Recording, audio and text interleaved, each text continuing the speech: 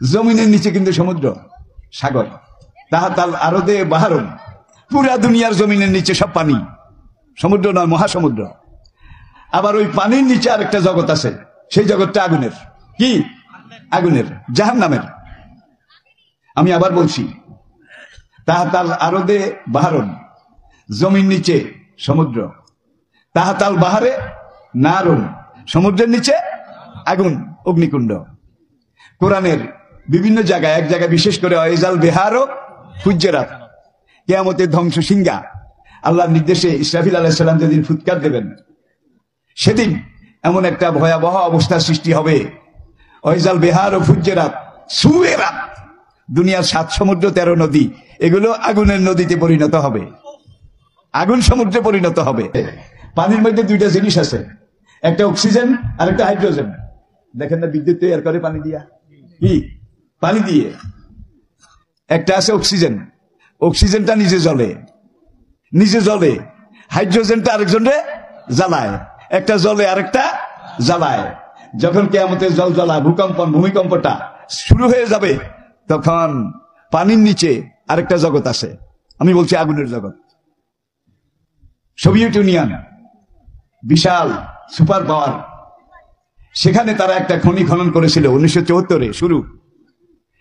এটা হলো মানুষের তৈরি দুনিয়ার মধ্যে সবচেয়ে গভীর গর্ত, মানুষের তৈরি গর্ত। জায়গাটার নাম, গর্তটার নাম Kola Superdeep Borehole, Kola Superdeep Borehole. সেখানে তারা প্রথম 11 কিলোমিটার গেছে, 11 কিলোমিটার নিচের দিকে। দেখে যে বালি, কাদা, কালো মাটি, সঙ্গে কিছু লোহার কণা, এগুলো আছে। আবার নিচের দিকে তারা খনন করতে করতে 11 কিলোমিটার গেল, এখানে দেখে যে মাটি কম, লোহা, পাথর এগুলো আছে। তারা এই 11 দুগুণে 22 কিলোমিটার নিচে গেল।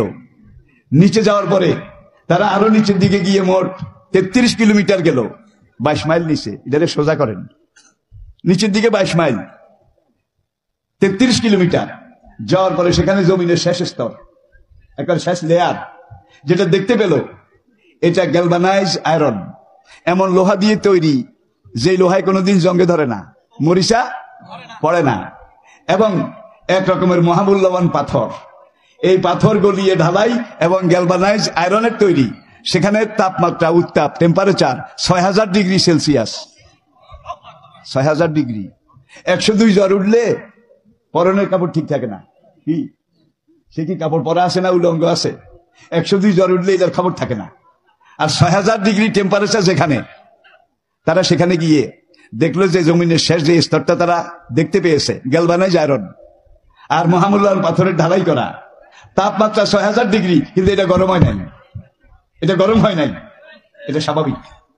সেখানে তারা আবার মেশিন নিচের দিকে চালালো, দেখে যে কোনো ড্রিল মেশিন কাজ করে না, কোনো ক্যামেরা সেখানে কাজ করে না, সব মানুষের তৈরি কলকবজা যন্ত্র সেখানে সারেন্ডার করেছে।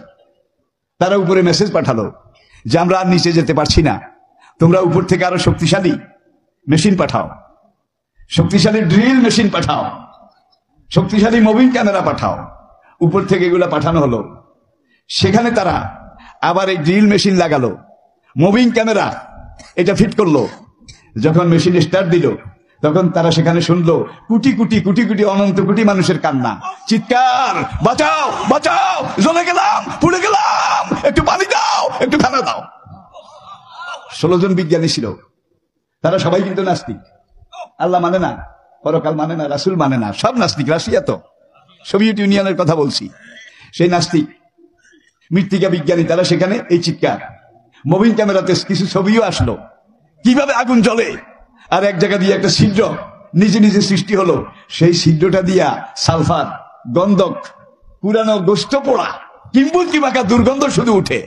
আর উত্তাপ 6000 সেলসিয়াসেরও আরো কয়েক গুণ বেশি তাপমাত্রা এইভাবে গোল গোল করে উপরের দিকে উঠে। 60 জন বিজ্ঞানী সেখানে হার্ট ফেল করেছে। বাকিরা বলে আমরা নাস্তিক, আমরা আখেরাত পরকাল বিশ্বাস করি না। কিন্তু আজকে 22 কিলোমিটার মাটির গভীরে, 22 কিলোমিটার মাটির গভীরে কোলা সুপার ডি বোর হলের এখানে এসে আমরা মেশিন এবং ক্যামেরা লাগিয়ে যেই চিৎকার, যেই কান্না, যেই হাহাকার, রোদন, বিলাপ শুনতে পেয়েছি, এটা মুসলমানের কোরআনের জাহান্নামের কান্না, এটা সিজ্জিনের কান্না, এটা অন্য কিছু নয়।